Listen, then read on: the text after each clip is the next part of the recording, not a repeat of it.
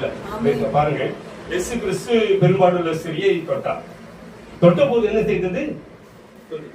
வல்லமை புறப்பட்டது. யாரில இருந்து? ஏசப்பாவில இருந்து வல்லமை ஸ்திரிக்குள் போயிட்டு. நாம் ஒருவரை தொட்டு ஜெபிக்கிறோம் என்று சொன்னால், ஒரு மீது நம்ம கைப்படும் என்று சொன்னால், தேவனுடைய வல்லமை நம்மிலிருந்து புறப்படும். 10 பேருக்கு ஜெபிச்சோம்னா 10% 100% போயிடுச்சு. அப்ப நீங்க எப்படி என்னாச்சு?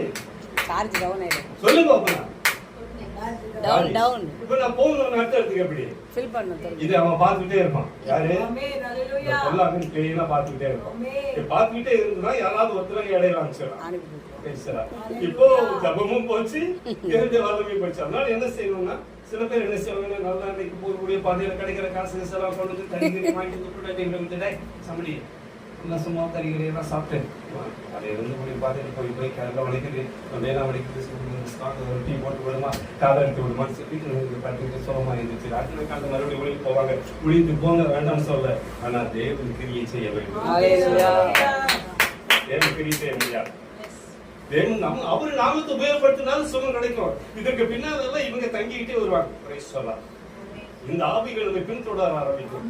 ஆகையால் இன்றைய தினம் நாம் போய் செலவழித்த அந்த பலனை மறுபடியும் பலப்படுத்திக் கொள்ள வேண்டும். அதனாலதான் காலையில் எழுச்சி ஜெபிக்கிறேன்.